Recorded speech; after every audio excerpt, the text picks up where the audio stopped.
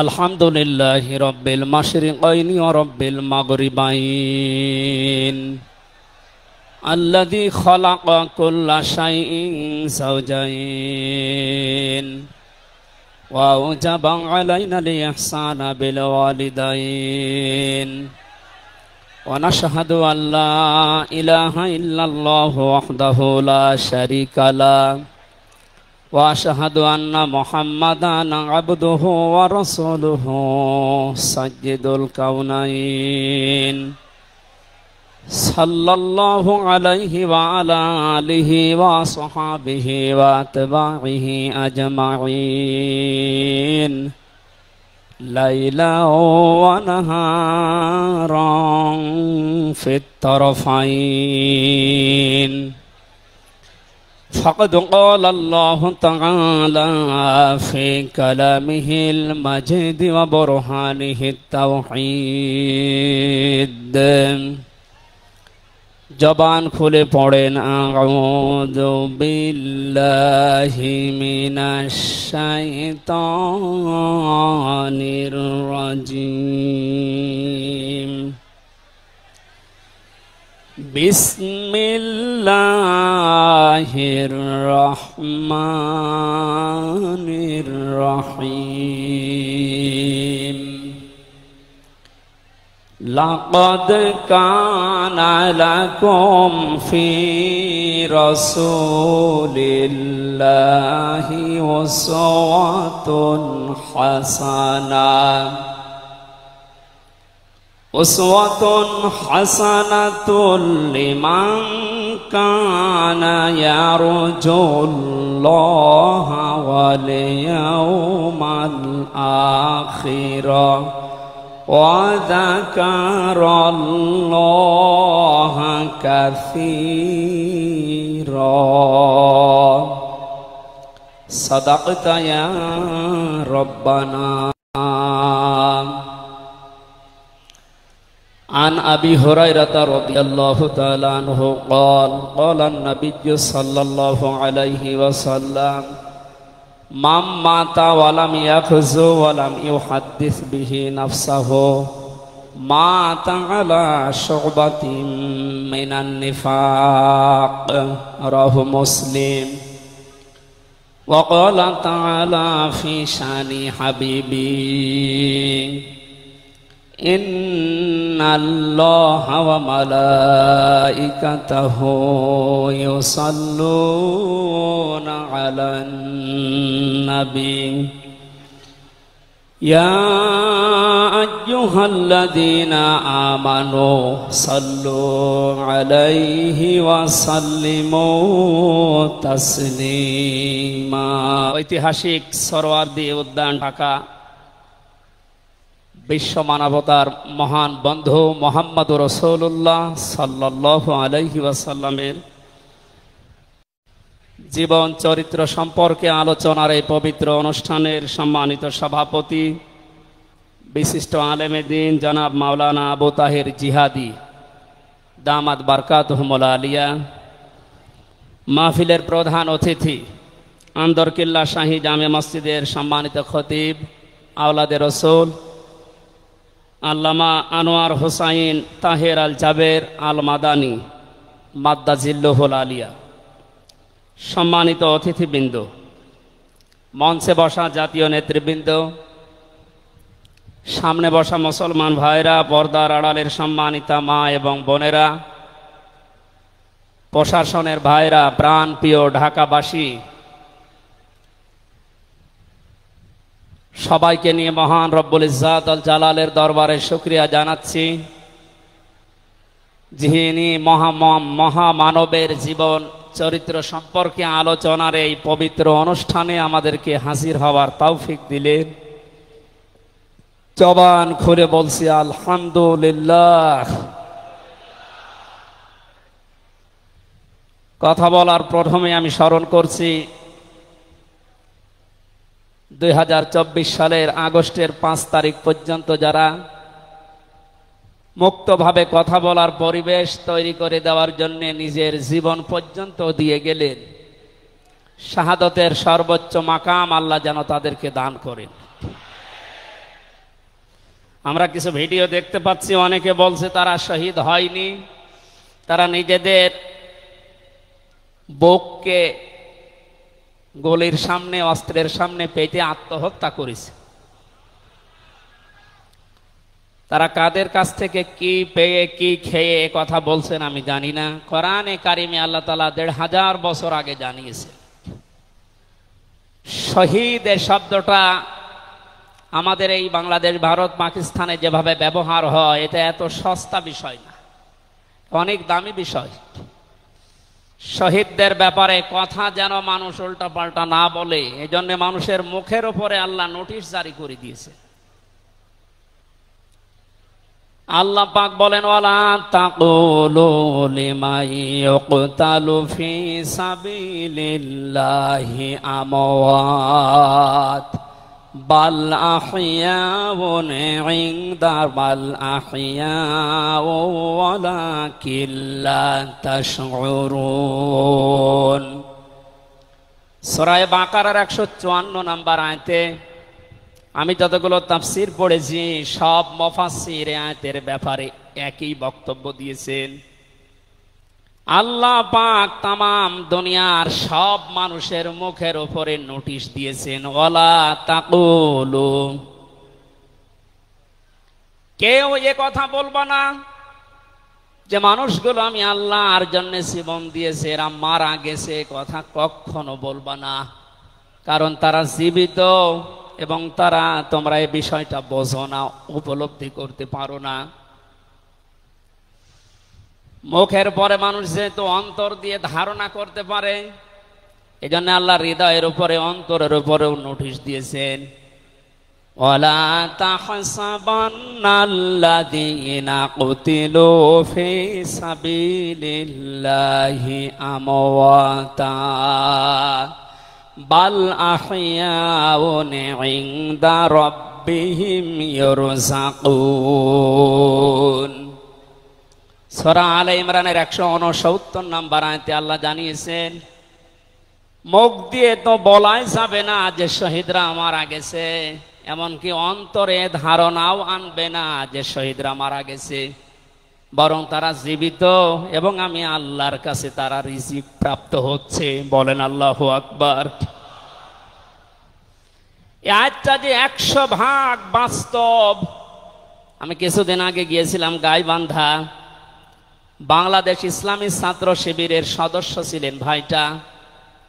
আগস্টের ৫ তারিখের আগে তিনি জীবন দিয়েছেন জালিমের বুলেটের সামনে।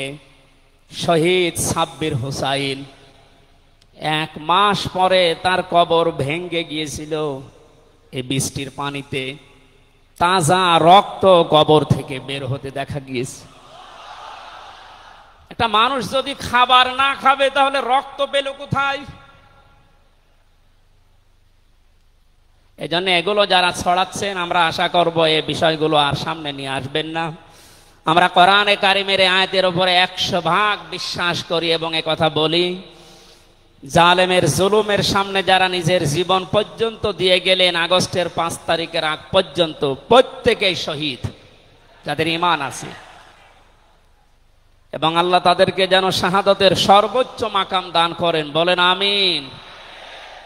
কোথায় ছিলাম আমরা আর কোথায় আছি এখনো বাস্তবতা টের পান না। কিছুদিন আগে বাংলাদেশ জামাত ইসলামের কেন্দ্রীয় আমিরে জামাত ডক্টর শফিকুর রহমান কুষ্টিয়াতে গিয়েছিলেন। প্রায় ৫,০০০ মানুষকে নিয়ে তিনি একটা অনুষ্ঠান করলেন। যারা ১৬ জন শহীদ হয়েছিল কুষ্টিয়ায়, বাংলাদেশ জামাত ইসলামের পক্ষ থেকে ২ লক্ষ করে টাকা তাদের পরিবারের হাতে তিনি তুলে দিলেন। প্রায় ২.৫-৩ ঘন্টায় অনুষ্ঠানগুলো আমরা দেখলাম। বলেন তো, আগস্টের ৫ তারিখের আগে ৫,০০০ না, এরকম মানুষ যদি ৫ জন এক জায়গায় হয়তো ১৪টা মামলা হয়ে যেত। কোথায় ছিলাম আমরা আর কোথায় এখন পৌঁছিয়েছি, এরপরও যদি এটাকে কেউ নিয়ামত মনে না করে। গতকালকের একটা জরিপ আমি পেয়েছি, বাংলাদেশে ১০০ জনের ১৪ জন এখনো পর্যন্ত, আপা আপনি ঘাবড়াবেন না, আমরা নরম হয়ে যাই, এ দলে আছে। ১০০ জনের কতজন? 100 জনের 28 জন এখনো পর্যন্ত থালা নেওয়ার জন্য খুব তাড়াতাড়ি করছে।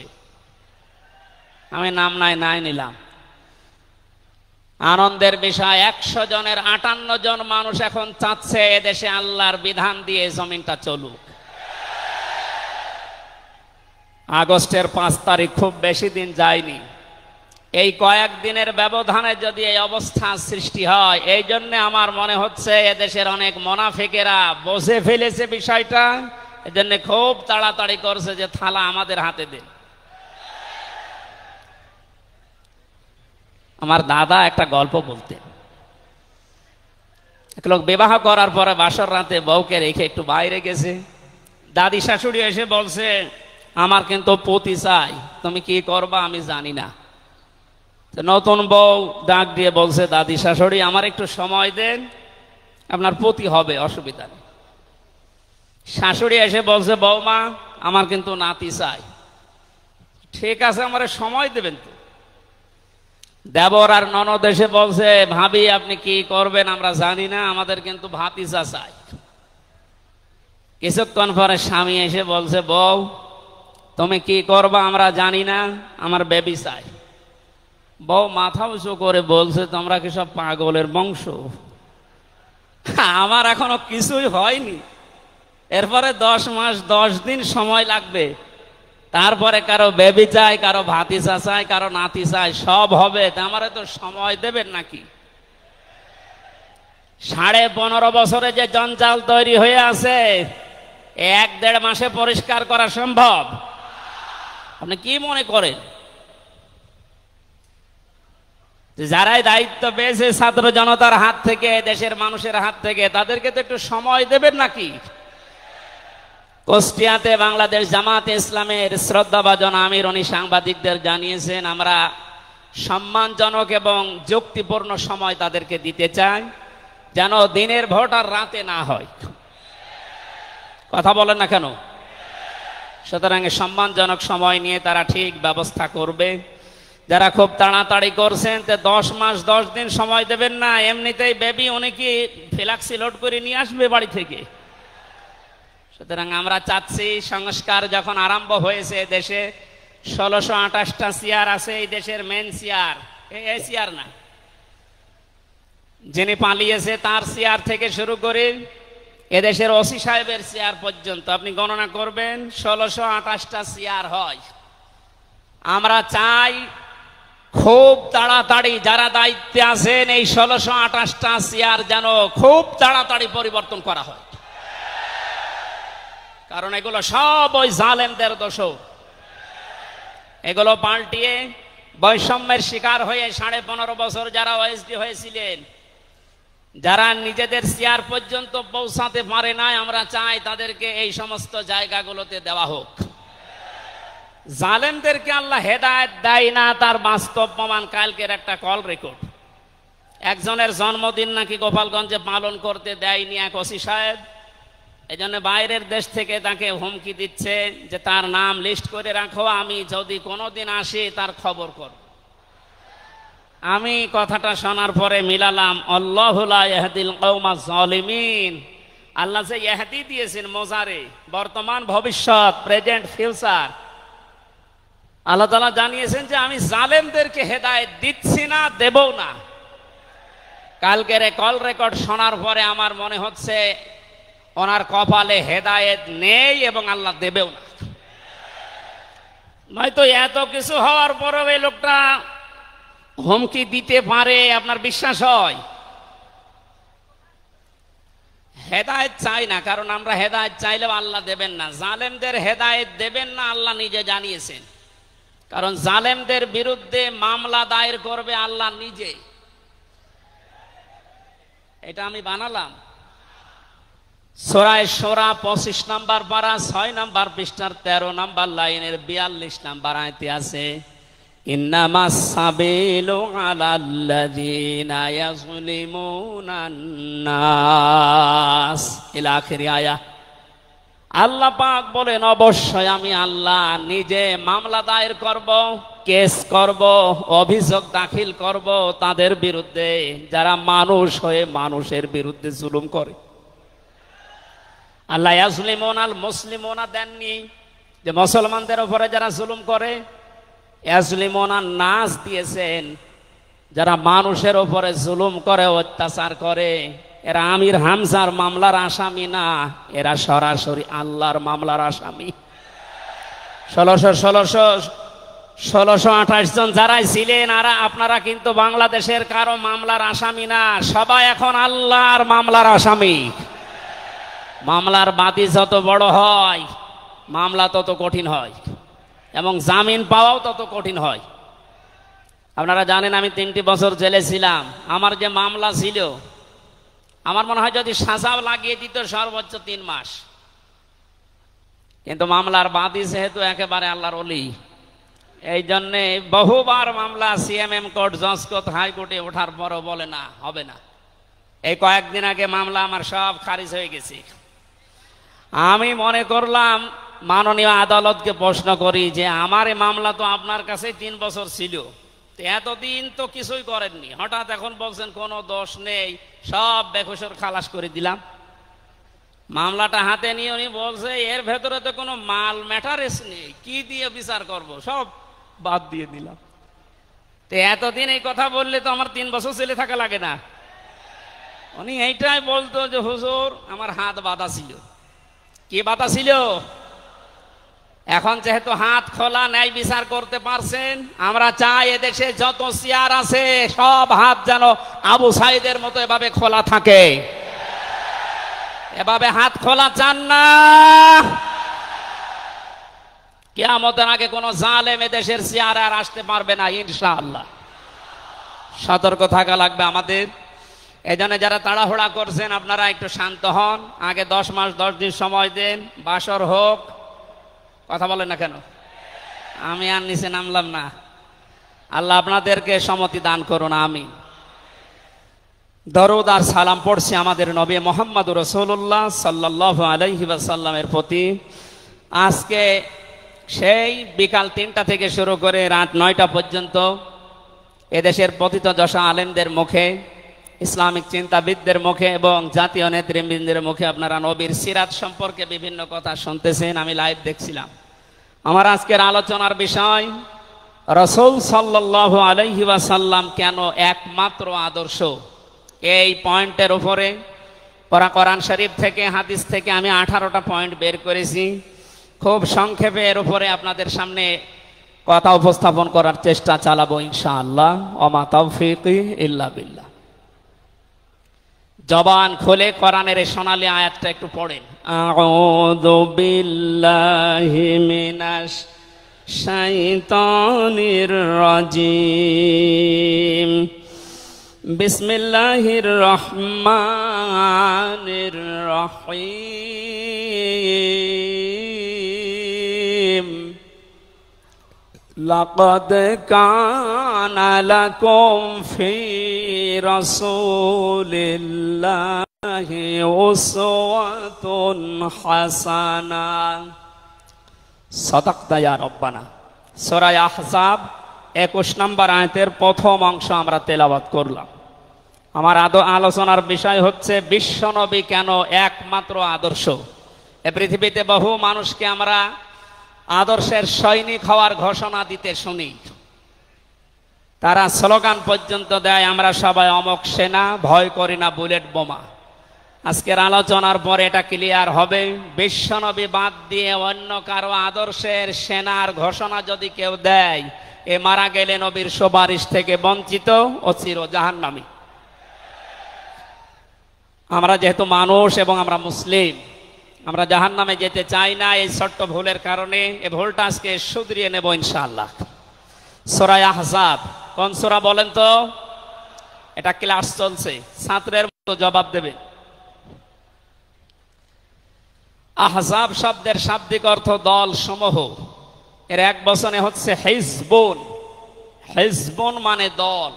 পৃথিবীতে দল আছে 2টা। প্রশ্ন আসতে পারে বাংলাদেশে প্রায় 73টার উপরে দল, আর দল 2টা মানে? হ্যাঁ,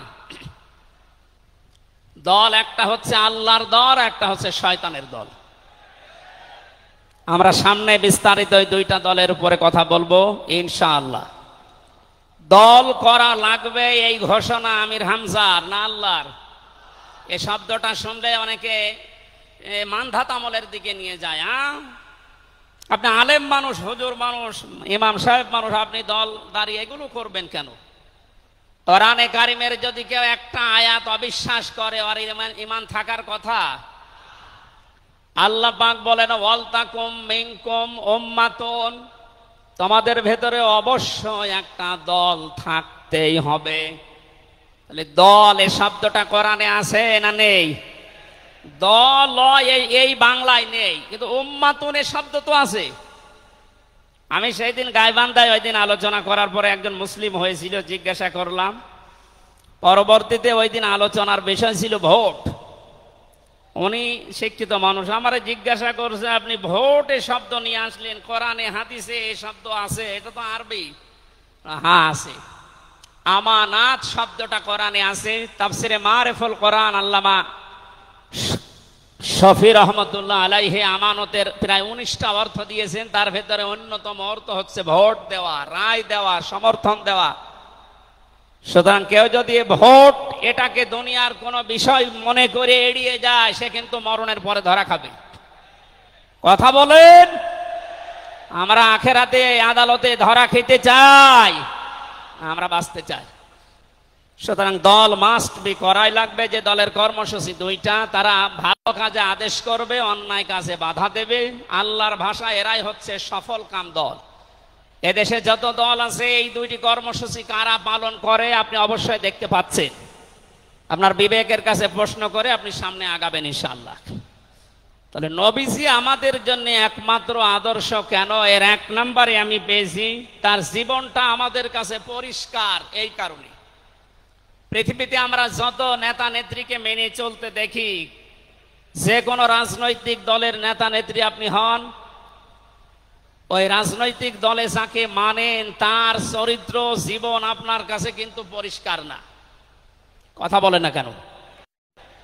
আমি নাম ধরেই বলছি, আওয়ামী লীগ যারা করতেন, এখন আওয়ামী লীগ দেশে আছে কিনা আমি জানি না, আছে বললাম ওই যে 14%, ওরাও এখনো পর্যন্ত তওবা করে ফিরে আসার চেষ্টায় আছে। আল্লাহ যেন তাদেরকে তাওফিক দেন। আর যদি হেদায়েত না থাকে দোয়া করেও তো হবে না, আল্লাহ যেন তাদেরকে মায়ের কাছে পাঠিয়ে দেন। একটু আস্তে বলেন ভাই, এটা জোরে বলার দরকার নেই। জীবনী পরিষ্কার হওয়ার কথা বলছিলাম। যারা করতেন আওয়ামী লীগ, বলেন তো আপনার বিবেকের কাছে, শেখ হাসিনা জীবনে কোনোদিন একটা মিথ্যা কথা বলেনি, এ গ্যারান্টি আপনি দিতে পারবেন? না না, এ কথা বলা ভুল হয়ে গেল। ওনার সারা জীবনে কোনো সত্য কথা আছে কিনা আমার সন্দেহ। আমার এই 33 বছর বয়সে তো আমি কোনো সত্য কথা ওনার কাছ থেকে শুনলাম না। কথা বললেই মিথ্যা কথা বল, ওইটা নয় বাদ দিলাম। আমি আর একজনের ধরি, বিএনপি যারা করেন, খালেদা জিয়া জীবনে একটা মিথ্যা কথা বলেনি, এ কথা আপনি গ্যারান্টি দিতে পারবেন? জামাত ইসলাম যারা করে তারা এ কথার গ্যারান্টি দিতে পারবেন যে মরহুম শহীদ মতিউর রহমান নিজামী জীবনে মিথ্যা কথা বলেনি? বলেন না। চরমনাই পীরের মুরিদ যারা, তারা কি গ্যারান্টি দিতে পারে সৈয়দ রেজাউল করিম জীবনেও মিথ্যা কথা বলেনি? একজনের ব্যাপারে গ্যারান্টি আছে, আল্লাহ নিজে গ্যারান্টি দিয়েছেন, তার 63 বছরে একটা মিথ্যা কথা নেই।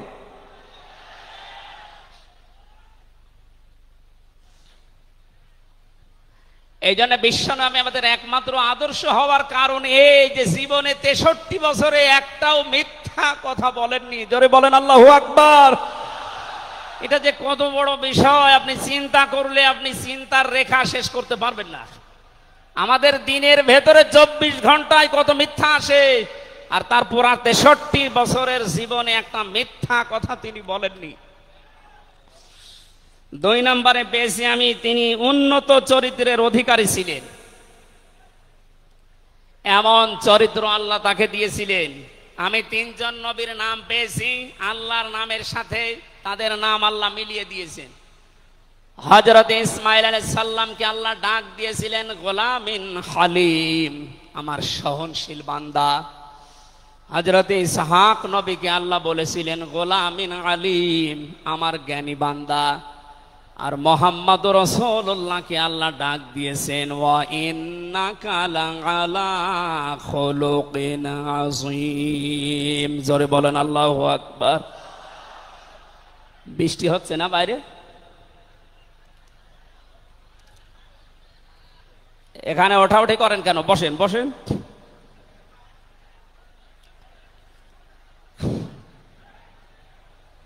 এই কোরআনের আলোচনার ভেতরে কথা বললে কিন্তু গুনাহ হবে ভাই, কথা বলা যাবে না। কষ্ট হলে ওইভাবে থাকেন, কথা বলবেন না। 3 নম্বরে পেয়েছি আমি সূরা ইউনূসের 58 নম্বর আয়াতে আল্লাহ তাআলা জানিয়েছেন বিশ্ব নবী তোমাদের জন্য একমাত্র আদর্শ হওয়ার কারণ তিনি শ্রেষ্ঠ সম্পদ। قل بفضل الله وبرحمته فبذلك فليفرحوا هو خير مما يجمعون। নবী আপনি বলুন, তামাম দুনিয়ার মানুষেরা যা গেইন করে, যা অ্যাচিভ করে, যা অর্জন করে, যা কিছু পেয়ে আনন্দে আছে, আমি আল্লাহর কাছে এই পৃথিবীর শ্রেষ্ঠ সম্পদ হচ্ছে আপনি। জোরে বলেন আল্লাহু আকবার। সুতরাং আপনার আদর্শ পেয়েছে যারা, সে মানুষগুলো যেন আনন্দে থাকে, তারা যেন খুশি হয়। এই জন্য আগস্টের 5 তারিখের আগ পর্যন্ত এদেশের 100 জনের মাত্র 15 জন মানুষ বিশ্ব নবীকে একমাত্র আদর্শ মানতেন। তারা খুশি ছিলেন, রাজি ছিলেন। মাত্র 1 মাস কয়েক দিনের ব্যবধানে এই যে 100 জনের এখন 58 জন মানুষ বিশ্ব নবী ছাড়া আর কাউকে বুঝতে চাচ্ছে না। সময়টা যেতে দেনে দেশের 100 জনের 100 জন মানুষ চাইবে বিশ্ব নবী ছাড়া কারো আদর্শ মানি না। ওকে সংক্ষেপ করছে আমাদের প্রধান অতিথি এসে পড়েছেন। এই জন্য 4 নম্বরে পেয়েছি এই পৃথিবীর ময়দানে বিশ্ব নবী মুহাম্মদুর রাসূলুল্লাহ হচ্ছেন আল্লাহর পক্ষ থেকে আমাদের জন্য, বিশেষ করে মুমিনদের জন্য সবচাইতে বড় অনুগ্রহ। সূরা আলে ইমরানের 164 নম্বর আয়াতে আল্লাহ ঘোষণা দিচ্ছেন লাকাদ মান্নাল্লাহু আলাল মুমিনিনা ইয লাকাদ মান্নাল্লাহু আলাল মুমিনিনা ইয বাআসা ফীহিম রাসূলা ইলা আখির আয়াত। অবশ্যই মুমিনদের জন্য এই পৃথিবীর ময়দানে বিশ্বনবী মুহাম্মদুর রাসূলুল্লাহ আল্লাহর পক্ষ থেকে একটা অনুগ্রহ। আমরা এক একটা আয়াতের ভেতরে বিভিন্ন তাফসীর অনুযায়ী যত কথা আল্লাহ জানিয়েছেন নবীর সম্পর্কে, প্রচন্ড গরম, আপনাদের কষ্ট হবে যেন আমি খুব সামারাইজ করছি। 6 নম্বরে পৃথিবীর ময়দানে বিশ্বনবী একমাত্র আদর্শ হওয়ার পেছনে কারণ এই, তিনি গোটা জাহানের জন্য ছিলেন একমাত্র রহমত। সূরা আম্বিয়ার 107 নম্বর আয়াতে আল্লাহ এই ঘোষণা দিয়েছেন ওমা আরসালনাকা ইল্লা রাহমাতাল লিল আলামিন। বলেন আল্লাহু আকবার।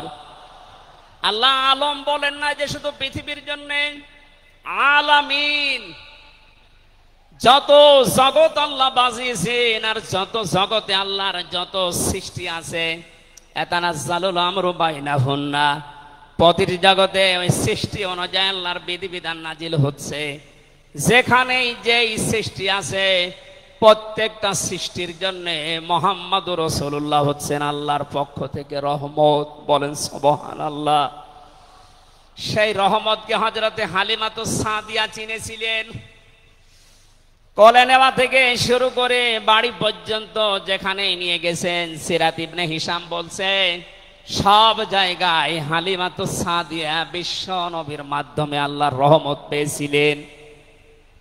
সিরাত বিশ্বকোষের ভেতরে পেয়েছি আল্লাহর নবীকে হযরতে হালিমাতুস সাদিয়া যেদিন কোলে তুলে নিলেন, হযরতে হালিমা বলেন আমার স্তনে দুধ ছিল না, মুহাম্মদুর রাসূলুল্লাহকে কোলে নেওয়ার সঙ্গে সঙ্গে আমার স্তন দুইটাই দুধে পরিপূর্ণ হয়ে গেছে। আমি দান স্তন তাকে দিলাম, তিনি পান করলেন। বাম স্তন তাকে দিয়েছি, সঙ্গে সঙ্গে তিনি মুখ বের করে নিলেন। হযরতে হালিমা বলেন, আমি একবার, দুইবার, তিনবার মুহাম্মদুর রাসূলুল্লাহর মুখে আমার স্তন দিয়েছিলাম। তিনবারই মুহাম্মদ সাল্লাল্লাহু আলাইহি সাল্লাম স্তন থেকে মুখ বের করে নিয়েছেন। চোখের ইশারা দিয়ে যেন আমাকে বসাতে চাই, মা হালিমা জোর করেন কেন?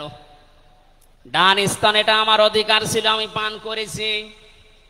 বাম স্তন এটা আমার অধিকার না। আমি জানি আপনার একটা সন্তান আছে, তার নাম আব্দুল্লাহ, এটা আমার দুধ ভাই আব্দুল্লাহর অধিকার। ও মা হালিমা, পৃথিবীতে আমি ভাইয়ের হক নষ্ট করার জন্য আসি না, এসেছি ভাইয়ের হক ফিরিয়ে দেওয়ার জন্যে। ঢাকাবাসী, যেই নবী মায়ের কোলে বসে ভাইয়ের হক নষ্ট করেন নাই এই রবিউল আউয়াল মাসে, সেই নবীর উম্মত আমরা এখন যারা দাবি করছি, অধিকাংশ গুলোই দেখতে পাই যত বড় হচ্ছি তত ভাইয়ের হক মারার জম হচ্ছি। এটা তো রবিউল আউয়ালের শিক্ষা ছিল না। হযরতে হালিমা বলেন, তাকে যে গাধার উপরে তুললাম দুর্বল ছিল, সঙ্গে সঙ্গে সবল হয়ে গেছে। বাড়িতে পৌঁছাতে দেরি, কুয়ায় পানি ছিল না, কুয়া ভর্তি হয়ে গেছে। খেজুর গাছে খেজুর ছিল না, বিশ্বনবী মুহাম্মদুর রাসূলুল্লাহ যেহেতু রহমত, আমার খেজুর গাছে খেজুর পরিপূর্ণ হয়ে গেছে। সুতরাং ওনাকে যেখানেই নেওয়া হয় সেখানে যদি রহমত আসে, আমাদের এই মাথা থেকে পা পর্যন্ত, রান্নাঘর থেকে আন্তর্জাতিক জীবন পর্যন্ত, আজকের এই সিরাত অনুষ্ঠানে যদি সিদ্ধান্ত নিয়ে যেতে পারি সব জায়গায় তাকে ছাড়া কাউকে মানব না, অবশ্যই আল্লাহ পাকে 56,000 বর্গ মাইল রহমত বরকত দিয়ে ভরে দেবেন। কথা বলেন ঠিক কিনা? আল্লাহ যেন এটা দেন আমাদের মাধ্যমে, বলেন আমিন। 6 নাম্বারটা 7 নাম্বারটা খুব গুরুত্বপূর্ণ, এইটার ব্যাখ্যা করার জন্য আমি 8-10 মিনিট সময় নিলাম, একটু খেয়াল করবেন। বিশ্বনবী আমাদের একমাত্র আদর্শ, এই কারণে 7 নাম্বার পয়েন্টে আমি কোরআন থেকে নিয়েছি। গণা মাপের গ্যারান্টি শুধু তার আদর্শ অনুসরণের মাধ্যমে। পৃথিবীতে বহু মানুষ আছে, বহু বিশ্ব নেতার দাবি অনেকে করছে, অনেকে বিশ্ব মানবতার দাবি করছে, অথচ বিশ্ব নেতা হওয়ার জন্য যে 7টা কোয়ালিটি লাগে আমরা অধিকাংশ মানুষের ভেতরে পাই না, আন্দাজে শুধু ঢোল বাজায়। এ পৃথিবীতে বিশ্ব নেতার দাবি করতে পারেন নবীরা, রাসূলরা। কথা বলেন ঠিক কিনা? এই পৃথিবীতে বিশ্ব নেতৃত্ব দেওয়ার দাবি করতে পারে নবী রাসূলরা। এ কথার সাথে একমত আছেন? আমরা একজন নবীর নাম বলছি, হযরত ঈসা রূহুল্লাহ। তিনি জন্মের পরে তার জাতির লোকেরা তাকে অবৈধ, হারামজাদা, এরকম উল্টা পাল্টা নাম দিয়ে ডাকতো। হযরতে মরিয়ম আলাইহিস সালামের কাছে যখন জিজ্ঞাসা করেছে জাতির লোকেরা, বিয়ে হয়নি, সন্তান পেলে কোথায়, খুব খেয়াল করে শুনবেন। হযরতে মরিয়ম ইশারা দিয়েছিলেন দোলনার দিকে, ফাশারাত ইলাইহি ক্বালু কাইফা নুকাল্লিমু মান কানা ফিল মাহদি সাবিয়্যা। তিনি ইশারা দিয়ে বললেন, এই যে দোলনায় যে ছেলেটা আছে ওকে জিজ্ঞাসা করো ওর জন্মের পরিচয় বলতে পারবে। ওরা বলছে ছোট্ট বাচ্চা কথা বলবে কি করে? সঙ্গে সঙ্গে দোলনা থেকে হযরতে ঈসা তার এই জাতির লোকের এই কথার উত্তর দিয়েছেন, জবাব দিয়েছেন, ক্বালা ইন্নী আবদুল্লাহ আতানিয়াল কিতাবা ওয়া জাআলানি নাবিয়্যা ওয়া জাআলানি মুবারাকান আইনামা কুনতু ওয়া আওসানি বিস সালাতি ওয়াজ যাকাতি মা দুমতু হাইয়্যা। বলেন আল্লাহু আকবার। দোলনা থেকে হযরত ঈসা বললেন, আমি অবৈধ সন্তান না, আমি জারজ না, আমি আল্লাহর বান্দা। আল্লাহ পাক আমাকে জামানায় নবী করে পাঠিয়েছেন এবং আমাকে সামনে কিতাব দেবেন। আমাকে তিনি ওসিয়ত করেছেন, আদেশ দিয়েছেন আমি যেন সালাত আদায় করি, যাকাত আদায় করি, যতদিন আমি জীবিত আছি আমার মা আর বাবার সাথে, মায়ের সাথে যেন আমি ভালো ব্যবহার করি। এখানে কয়েকটা পয়েন্টের দিকে তাকান। হযরতে ঈসা তিনি নিজের পরিচয় দিতে গিয়ে প্রথমে বললেন, আমি আব্দুল্লাহ, আল্লাহর বান্দা। আল্লাহ আমাকে জামানার নবী করে পাঠিয়েছেন এবং কিতাব সামনে আমাকে দেবেন। আজ পৃথিবীর ময়দানে যারা বিশ্ব নেতা হওয়ার কথা জানায়, যাদেরকে দাবি করা হয়, দেখেন তো এ মানুষগুলোর বাবা এক ধর্মের, মা আর এক ধর্মের। জন্ম আপনার আগে বৈধ হওয়া লাগবে, এরপরে বিশ্ব নেতা। যে 7টা পয়েন্ট আছে আয়াতের তাফসিরে, অত জোরে বলার দরকার নেই, আপনি বুঝলেই হবে। বিশ্ব নেতা হওয়ার জন্য প্রথম কোয়ালিটি থাকবে, আপনার জন্ম হওয়া লাগবে বৈধ। এ পৃথিবীর প্রত্যেকটা নবীর জন্ম ছিল বৈধ, কোন নবী অবৈধ না। কথা বলেন। অথচ এখন অনেককে এমন দাবি করে আকাশে তোলা হচ্ছে যার মা এক ধর্মের, বাবা আর এক ধর্মের। আমি বাকি 6টা নাই বললাম। ঢাকাবাসী, এবার আসেন তো সূরা আলে ইমরানের 131 নম্বর আয়াতের এই ব্যাখ্যাটা বলার জন্য আমি এই আশপাশে যাচ্ছিলাম। বিশ্ব নবীকে অনুসরণ করলে জীবনের গুনাহ মাপের গ্যারান্টি দিয়েছেন কে? এতদিন আয়াত যেভাবে শুনেছেন ওইভাবে না, যেহেতু এখন ডিজিটাল যুগ, ডিজিটাল কায়দায় শোনা লাগবে। কুল ইন কুনতুম তুহিব্বুনাল্লাহা ফাত্তাবিউনি ইউহিব্বুকুমুল্লাহ ওয়া ইয়াগফির লাকুম যুনুবাকুম আল্লাহু গফুরুর রহিম। এটা তাফসিরে ফি জিলালিল কোরআনে সাইয়্যিদ কুতুব বিস্তারিত দিয়েছেন, আমি শুধু ইঙ্গিত দিচ্ছি, একটু তাকান। আল্লাহ পাক বলেন, নবী আপনি বলুন, যদি আল্লাহকে ভালোবাসি এ দাবি তোমাদের থাকে, এ দাবি আমাদের আছে না নেই? আল্লাহকে আমরা ভালোবাসি এ দাবি আছে না নেই? আল্লাহ বলেন দাবি যারা করে তাদেরকে আপনি বলেন যে ফাত্তাবিউনি, তারা যেন আপনার অনুসরণ করে। আল্লাহ পাক বলেন তারা যদি আপনার অনুসরণ করে ইউহিব্বুকুমুল্লাহ, আমি আল্লাহ নিজেই তাদেরকে ভালোবাসা আরম্ভ করব। আমি যদি কাউকে ভালোবাসি তার জীবনের অপরাধগুলো মাফ করে দেই, আমি গফুর, আমি রহিম। এ পর্যন্ত বাংলা অর্থ ছিল। এবার আসেন ব্যাখ্যায়। এদিকে আসেন আপনারা, এদিকে আসেন। ফাত্তাবিউনি, আমার অনুসরণ করো, আমাকে দেখে দেখে চলো। এখন এই অনুসরণ করা লাগবে কি নবীজির জীবনের আংশিক না পূর্ণাঙ্গ? আরো জোরে বলেন, আংশিক না পূর্ণাঙ্গ? আব্দুল্লাহ ইবনে উবাইয়ের দিকে তাকান, এ লোকটা অনুসরণ করেছিল কিন্তু আংশিক। এই জন্য মুনাফিকের সর্দার হয়ে মারা গেছে। কথা বলেন ঠিক কিনা? তার নামাজ ছিল রসুলের মতো, রোজা ছিল রসুলের মতো, নবীজির পেছনে হজ করেছে, নবীজির সাথে, বিশ্ব নবীর সাথে ইফতারি করেছে, কিন্তু বিশ্ব নবী এই পৃথিবীর নেতা এটা সে মানত না। আজ বাংলা সহ বিশ্বে বহু মুসলমান এই থিওরিতে আছে, তারা নামাজ রসুলের মতো পড়ে, রোজা রসুলের মতো রাখে, কিন্তু সমাজ নবীজি, রাষ্ট্র নবীজি 10 বছর কোরআন দিয়ে চালিয়েছিলেন, এইটা মানতে তারা রাজি না। এ মানুষগুলোর অনুসরণ হচ্ছে আংশিক না পূর্ণাঙ্গ? সুতরাং আংশিক অনুসরণ করলে আল্লাহ কি আপনাকে ভালোবাসা আরম্ভ করবে না। ইউহিব এটা মোজারে, বর্তমান, ভবিষ্যৎ, প্রেজেন্ট, ফিউচার।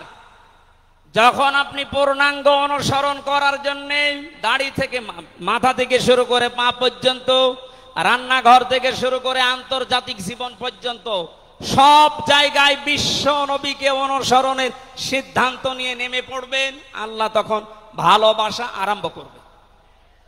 আয়াত অনুযায়ী এদেশে এখনো যারা পূর্ণাঙ্গ অনুসরণ আরম্ভ করেননি, একটু নিজের দিকে তাকিয়ে ভাবেন তো।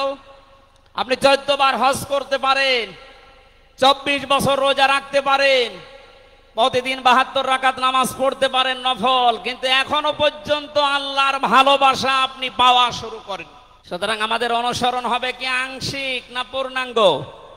আরো জোরে বলেন। নবীজির মতো নামাজ পড়া যেমন, বিশ্ব নবীর মতো রাষ্ট্র চালাতেও হবে ওই রকম।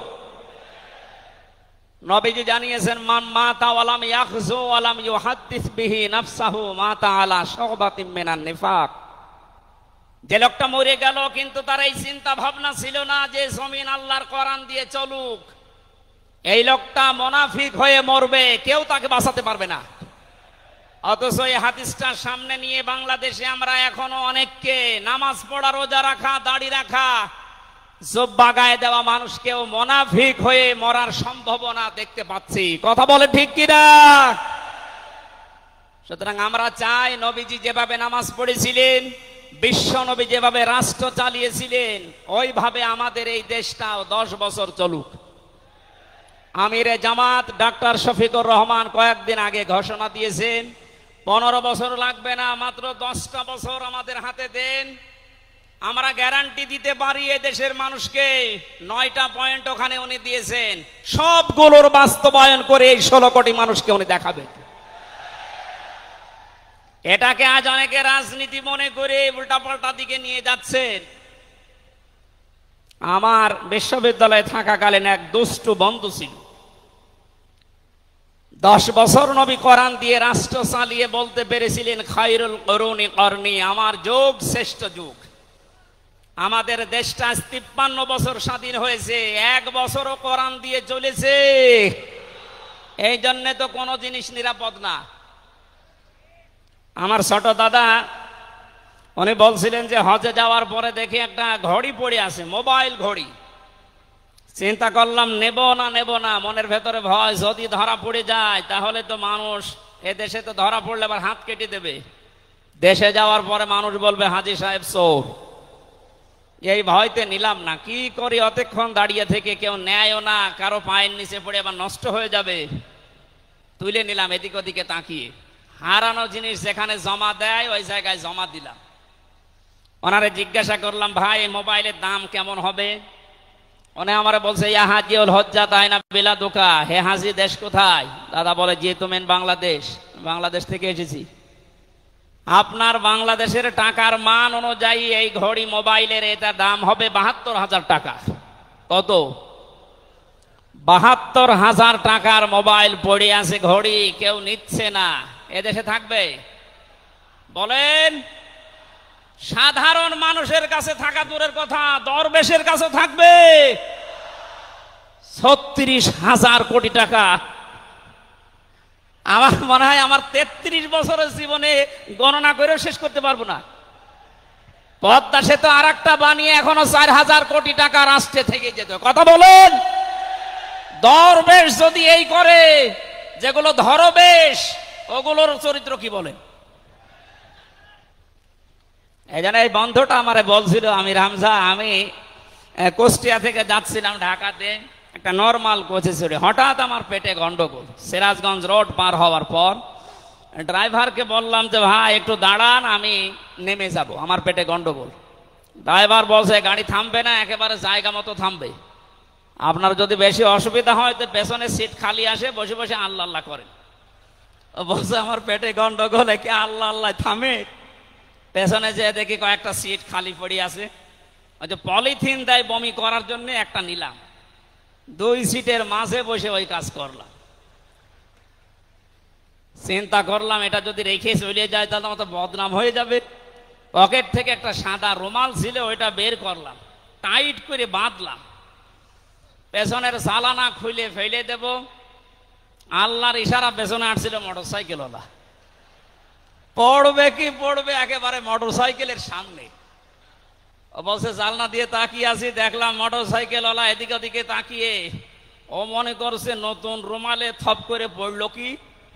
এ রুমাল যখন নতুন, ভেতরের জিনিসও মনে হয় নতুনই হবে। ও বলে তুলে নিল, ও বাড়ি যে টের পাবে যে কোন নতুন জিনিস। এই জন্য বলছে হামজা, আমাদের দেশে পায়খানা পর্যন্ত নিরাপদে নেই, এর বাস্তব প্রমাণ আমারটা। অথচ আমির জামাত গ্যারান্টি দিয়েছেন চুরি থাকবে না, শুধু পায়খানা না, 36,000 কোটি না, 36 পয়সাও চুরি হবে না। 10 বছরের জন্য ছেড়ে দেন দেশটা। আপনারা ওনার সাথে একমত কিনা? কারা কারা ওনাদের হাতে দিতে চান দেখি? লিল্লাহি তাকবীর।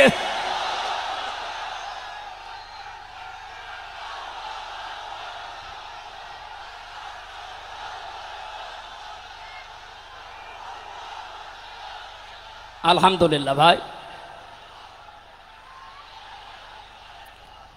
এটা রেকর্ড হচ্ছে। এটা শুধু এই সামিয়ানার নিচে নেই, 18 কোটি মানুষ শুনতেছে।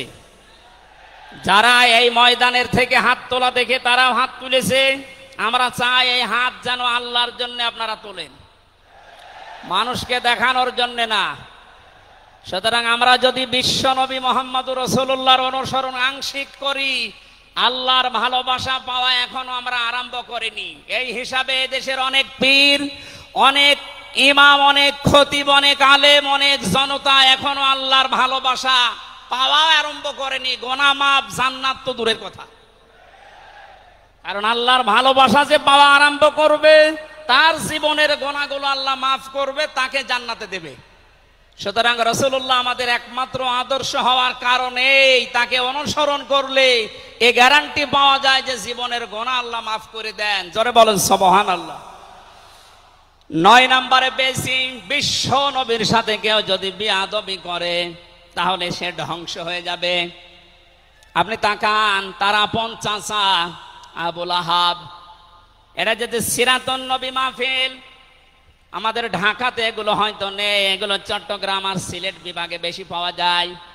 রবিউল আউয়াল মাস আজকে শেষ, এ মাস আসলেই অনেককে দেখি নবীর জন্ম নিয়ে, নবীর মিলাদ নিয়ে আনন্দে আত্মহারা হয়ে যায়। পরিষ্কার ভাষায় বলছি, বাংলার মানুষেরা নবীর মহাব্বত, নবীর ভালোবাসা মাস্ট বি লাগবেই। কিন্তু নবীর জন্ম নিয়ে, নবীর মিলাদ নিয়ে যদি কেউ শুধু আনন্দ করে মেতে থাকে, নবীর আদর্শর কোনো খোঁজ নেই, আপনি এই মুহূর্তে জেনে নিতে পারেন যে আপনি জাহান্নামী। তার প্রমাণ নবীদের আপন চাচা আবু লাহাব আর আবু তালেব। এই দুইজন চাচা নবীর আদর্শ পেয়ে খুশি ছিল না, তারা নবীর জন্ম পেয়ে খুশি ছিল। নবীর মিলাদে, নবীর জন্মে তারা এত খুশি হয়েছিল, আবু লাহাব নিজের কাজের মেয়েকে পর্যন্ত আজাদ করে দিয়েছিল। আবু তালিব নিজের সন্তান হযরতে আলীকেও কাছে রাখতো না।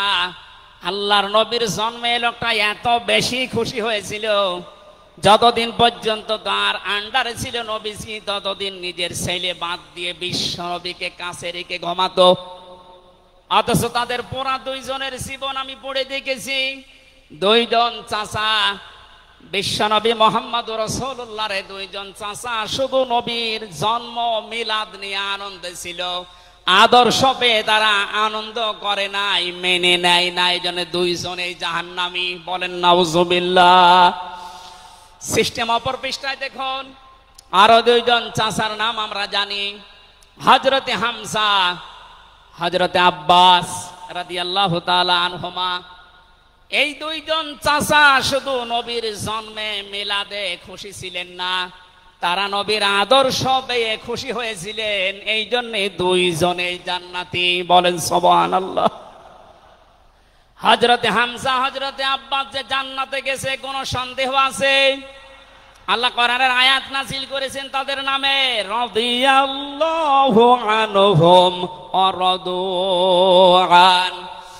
আল্লাহ পাক বলেন আমি তাদের উপরে রাজি হয়ে গেছি যেমন তারা আমার উপরে রাজি। সুতরাং হযরতে আব্বাস, হযরতে হামজা দুইজনেই নবীর আদর্শ মানার কারণে জান্নাতি। আমরা এদের মতো হতে চাই। বলেন আমিন। এখানে একটা কথা আছে, হযরতে হামজা আব্বাস রাদিয়াল্লাহু তাআলা আনহু, তিনি কিন্তু অনেক আগে মুসলমান হয়েছিলেন গোপনে, কিন্তু প্রকাশ করেননি। এই মাসলাটা বলছি এই কারণে, 152 জন সমন্বয়কের ভেতরে 108 জন বাংলাদেশ ইসলামী ছাত্র শিবিরের নেতা এবং পরীক্ষিত কর্মী। তারা আজ অনেক জালেম এবং অনেক মুনাফিক পর্যন্ত, এমন অনেক আলেম নামে জালেম পর্যন্ত এই বিষদগার করছে। নাম যেহেতু দেখেছে ছাত্র শিবির, এই জন্য তাদের এই চুলকানি। কেন ওরা এতদিন পরিচয় প্রকাশ না করে এই কাজ করলো? ওরা মুনাফিক, ওরা শয়তান। যেখানে বিশ্বজিতের মতো হিন্দু সে রেহাই পায় না, সেখানে পরিচয় দিয়ে মার খাবে। সুতরাং সাদিক সাহেব এবং এস এম ফরহাদ ভাই সহ যারা পরিচয় গোপন করে এই জালেমের বিদায়ের জন্য এই বিপ্লব আমাদেরকে এনে দিয়েছেন, তাদেরকে প্রত্যেক থানায়, জেলায়, রাজধানীতে সংবর্ধনা দেওয়া দরকার। তারা এটা এমনিতেই করে নাই, তারা হযরতে আব্বাসের জীবন থেকে করেছে। অথচ হযরত আব্বাস রাসূলের বিরুদ্ধে বদরের ময়দানে বিরুদ্ধে যুদ্ধ করার জন্য আবু জাহেলের পক্ষ নিয়ে গিয়েছিল, অথচ তিনি ওই সময় মুসলমান। তার মানে নিজের পরিচয় গোপন করে বাস্তবতার নিরিখে স্থান কাল পাত্র ভেদে একটা কৌশল, এটা একটা হেকমা। ও জীবনে কোরআনই পড়ে নাই, হাদিস পড়ে নাই, ও ফতোয়া দিচ্ছে যে এ হচ্ছে মুনাফিক। এই জন্য ওনারা যা করেছে, আমি এখানে 9টা পয়েন্ট এনেছিলাম। সাদিক সাহেব ভাই সহ, এস এম ফরহাদ ভাই সহ 108 জন যা করেছে, সব নবীদের থেকে, নবীর মাদের থেকে, নবীর সাহাবীদের থেকে, নবীদের চাচার থেকে শিক্ষা নিয়ে এই হেকমতটা অবলম্বন করেছে। বেয়াদবি করলে যে মানুষের জীবন ধ্বংস হয়ে যায় রাসূলের সাথে, তার প্রমাণ পেয়েছি নবীর এই চাচা আবু লাহাবের জীবন থেকে। বিশ্ব নবী যখন সাফা মারওয়া এই পাহাড়ের উপরে উঠে দাওয়াত দিচ্ছিলেন, এই লোকটা ডাক দিয়ে বলেছে, তাব্বালাকা লিহাজা জামাতানা ইয়া মুহাম্মদ, হে মুহাম্মদ তুমি ধ্বংস হয়ে যাও। তাফসিরের কিতাবে সূরা লাহাবের তাফসিরে পড়েছে, আবু লাহাব মুহাম্মদুর রাসূলুল্লাহকে শুধু ধ্বংস হয়ে যা এ কথা বলে নাই। সামনে একটা পাথর ছিল, পাথরটা হাতে নিয়ে নবীজির দিকে এভাবে নিক্ষেপ করেছিল। ঢাকাবাসী খুব খেয়াল করে শোনেন, এখানে আমার 2টা পয়েন্ট আছে। আবু লাহাব 1500 বছর আগে মুহাম্মদুর রাসূলুল্লাহর দিকে যে পাথর নিক্ষেপ করেছিল, তাফসিরে ফি জিলালিল কোরআন মুফাসসির লিখেছেন সাইয়্যিদ কুতুব, যে নবীজির সামনে পাথরটা পড়েছিল, নবীজির শরীরে লাগে নাই। আল্লাহ পাক সঙ্গে সঙ্গে তার জন্য কোরআনের আয়াত নাজিল করলেন, শুধু এই হাতের জন্য না, তাব্বাত ইয়াদা আবি লাহাবি ওয়া তাব। ইয়াদানে ছিল শব্দটা, ইয়াদাদি বচন আল্লাহ দিয়েছেন, অথচ আবু লাহাব পাথর নিক্ষেপ করেছিল কয় হাত দিয়ে? আরো জোরে আরেকবার বলেন। আল্লাহ যে তার 2 হাতই ধ্বংস করে দিলেন। জবাব দিয়েছেন মুফাসসির এইভাবে, আবু লাহাব যদিও এভাবে পাথর নিক্ষেপ করেছিল, 1 হাত দিয়ে কিন্তু তার বাম হাত একটু নড়াচড়া করে সাপোর্ট দিয়েছিল। আপনি যদি এখান থেকে একটা কোনো কিছু নিক্ষেপ করেন এভাবে, এই হাত দিয়ে শুধু কাজ হবে না, এই হাতও নড়াচড়া করে সাপোর্ট দেবে। আল্লাহ এইটাও সহ্য করেন নাই। নবীজির বিরুদ্ধে যারা অবস্থান নিয়েছে, যে যতটুকু তার সাথে যারা সাহায্যে ছিল, সহযোগিতায় ছিল, আল্লাহ তাদেরকেও ধ্বংস করে দিয়েছেন। এই 15.5 বছরে আল্লাহর নবীর আদর্শকে, তার শিক্ষাকে, শিক্ষা ব্যবস্থা থেকে ডাইরেক্ট ডান হাতের মতো, অনেকে বাম হাতের মতো পেছন দরজা দিয়ে নাড়াচাড়া করে উল্টিয়ে ফেলেছিলেন। এই কথা বলেন না কেন? হযরতে আবু বকর আর নবীজির সেই সারে গারে সুরের সেই ঘটনাটা আমাদের শিক্ষা ব্যবস্থা এখন আর নেই, এগুলো তুলে ওখানে বাবার জীবনী বসিয়েছেন। সুতরাং নবীজিকে যারা আঘাত দিয়ে শিক্ষা ব্যবস্থা থেকে 96% মুসলমানের এই দেশে নবীর আদর্শ বাদ দিয়ে অন্য কাউকে যারা বসাতে চেয়েছিলেন, যারা ডাইরেক্ট এগুলো করেছিলেন, যেগুলো মন্ত্রণালয়ের দায়িত্বে ছিল, বাম হাত দিয়ে যারা পেছন দরজা দিয়ে নাড়াচাড়া দিয়েছেন, উপদেষ্টা মণ্ডলের ভেতরে 2 জন আছে, তারা সমকামিতা প্রমোট করছেন, আমরা শুনতে পাচ্ছি। পাঠ্যপুস্তকে যে পরিবর্ধন আনার চেষ্টায় আছেন, 96% মুসলমান কিন্তু ঘুমিয়ে যায়নি, এরা এখনো জেগে আছে। আমিরে জামাত কুষ্টিয়ায় সেদিন ঘোষণা দিয়েছে, দেশের মুসলমানেরা এখন আর 5 তারিখের আগের মতো ঘুমিয়ে নেই, সব সজাগ আছি আমরা। আরো জোরে বলেন। সুতরাং যারা ডান হাত দিয়ে চেষ্টা করছেন আল্লাহ বিরোধী, রাসূল বিরোধী, মানবতা বিরোধী এই কাজগুলোকে প্রমোট করার জন্য, বাস্তবায়নের জন্য, আর পেছনের দরজা দিয়ে যারা বিভিন্ন নাম নিয়ে আবুল আহাবের বাম হাতের মতো নাড়াচাড়া দিচ্ছেন, আল্লাহ পাক যদি ধরে আবুল আহাবের মতো ডান হাত বাম হাত সব কিন্তু ধ্বংস করে ছাড়বে। এই জন্য আমরা সাবধান বাণী উচ্চারণ করছি। এগুলোই যারা আছেন, আমি নাম নিলাম না, ছাত্র জনতা যেভাবে আপনাদেরকে উপদেষ্টা বানিয়েছে, আপনি 152 জনের 108 জনের দেখতে পারছেন না। এই মানুষগুলো কি চাই? 108 জন না, আমি 152 জনের সাথে যোগাযোগ রেখে দেখেছি, সবাই চায় এদেশে আল্লাহর বিধান চালু হোক। এই রবিউল আউয়াল মাসে রাসূলের চরিত্র যেভাবে শুনি ওটা যেন বাস্তবে দেখতে পাই, সেটা চালু হোক। 53 বছর তো দেখলে বাবা চালিয়েছিল, দুর্ভিক্ষে মরেছে অনেকে, আমি দেখি না, আমার তো 33 বছর, এ মুরব্বীরা দেখেছি। স্বামী চালিয়েছিল অনেকের চাচা চালিয়েছে 9 বছর, ভাবি চালিয়েছে, এমনকি বউ চালিয়েছে, এটা তো দেখলাম। এখন শুধুমাত্র কোরআন দিয়ে চললে, নবীর আদর্শ দিয়ে চললে দেশটা কেমন দেখা যায় এটা দেখতে বাকি আছে। এটা আপনারা দেখতে চান না সামনে? আমার জীবনের সবচাইতে বড় শখ, আকাঙ্ক্ষা, তামান্না এইটা যে চর্ম চোখে যেন আল্লাহ আমাকে দেখায় যে 56,000 বর্গ মাইল তার কালাম দিয়ে চলছে। এটা দিয়ে চললে যে কেমন দেখা যায়, এটা মিনি জান্নাত হয়ে যাবে। আপনি বিশ্বাস করেন এটা মিনি জান্নাত হয়ে যাবে। অনেকের এখনো পর্যন্ত শ্বশুর ভয় দেখাচ্ছে। আমির জামাত সেদিন বলেনি যে শ্বশুর ভয় দেখাচ্ছে মেয়েদেরকে যে তোমাদের ঘর বন্দি করে রাখবে। অনেকে যারা ডাইল খায়, মামা বাবা খায়, লাল পানি খায়, এরা কি খাবে? দেশটা যদি কোরআন দিয়ে চলে, নবীর আদর্শ দিয়ে চলে, পুরা দেশটা হয়ে যাবে মসজিদের মতো। মসজিদে প্রবেশ করলে যত বড় বিড়ি খোর হোক, যত বড় ডাইল খোর হোক, যত বড় বাবা খোর হোক, আর লাল পানি যেই খায়, ওই পরিবেশে গেলে কেউ কি চাইবে যে একটু লাল পানি খাই? কারণ পরিবেশটাই রহমত দিয়ে ভরপুর। কথা বলেন ঠিক কিনা? এই জন্য মসজিদে প্রবেশ করতে হলে আল্লাহর রহমত আমরা কামনা করি। আল্লাহুম্মা আফতাহলি আবওয়াবা রহমাতিক, পুরা জায়গাটাই রহমত দিয়ে ভরপুর। আল্লাহর কোরআনের বিধান সেখানে চলে, এজন্য পুরা জায়গাটা রহমত দিয়ে ভরপুর করা। এই দেশটায় যদি আল্লাহর বিধান চালু হয়, রাসূলের আদর্শ চালু করতে পারি আমরা, পুরা দেশটা হয়ে যাবে মসজিদের মতো।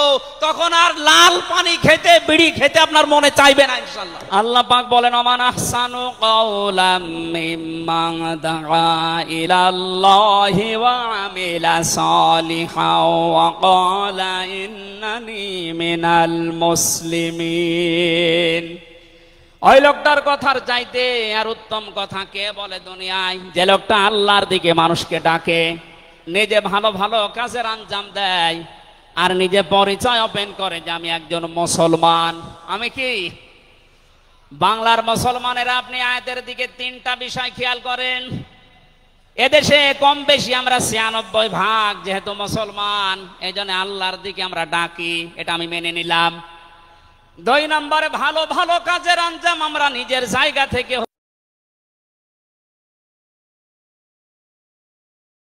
ওয়াকালা ইন্নানি মিনাল মুসলিমিন, আমি মুসলমান, এই ঘোষণা দেওয়ার মতো পরিবেশ এই দেশে এখনো আসে নাই।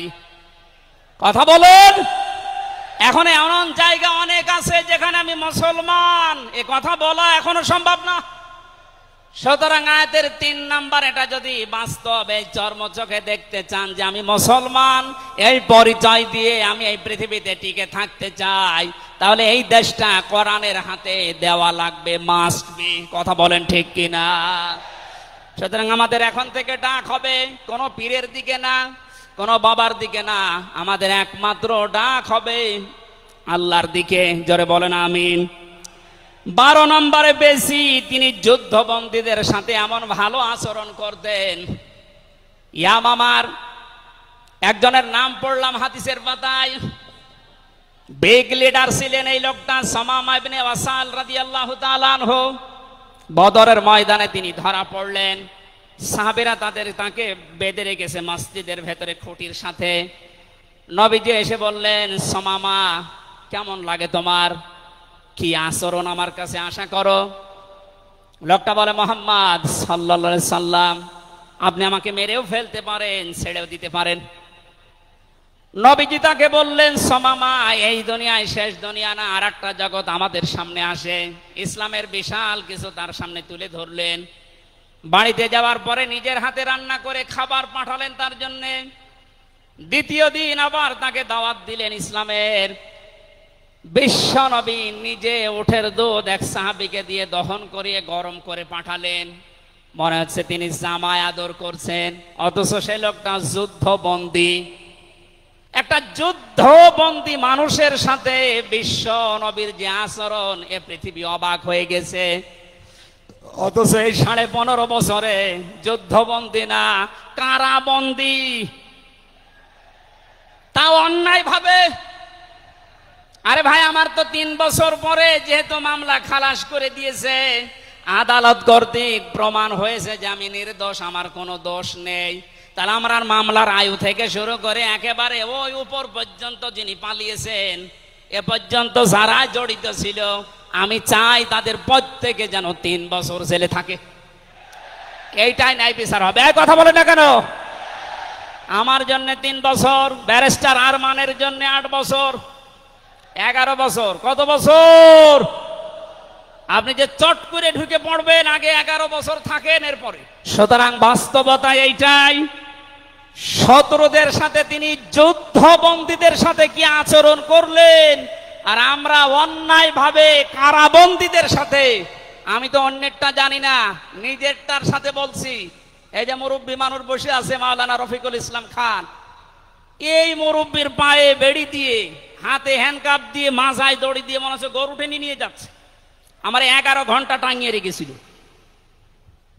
অথচ নিজেরাই বলছিল যে আপনার কোনো দোষ নেই, আমরা জানি। তো দোষ নেই, আমরা ধরে রেখেছেন কেন, ছেড়ে দেন। বলে না, উপরের নির্দেশ। কোথায় পৌঁছিয়েছিল দেশটা?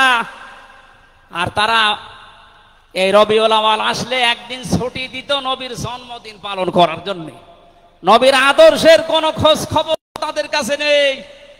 এই সামামা ইবনে ওয়াসাল নবীজির আচরণ দেখে শেষ পর্যন্ত বাপদাদার ধর্ম ত্যাগ করে ইসলাম কবুল করেছিলেন।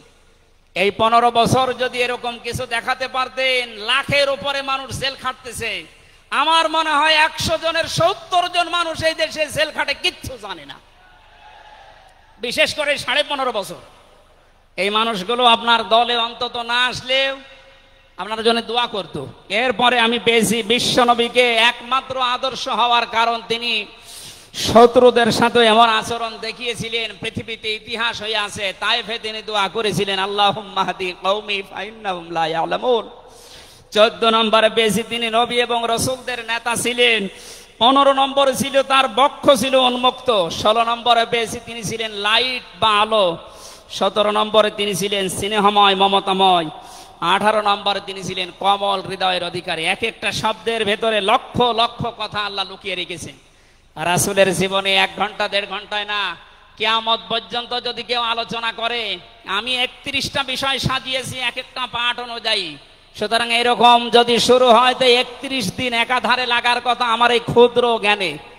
যারা আরো বড় বড় আলেম এখানে বসে আছে, কিয়ামত পর্যন্ত আলোচনা শুনবেন, করবেন। আমাদের নবী আজিম খুলুকিন আজিম, কোনদিন শেষ হবে না ইনশাআল্লাহ।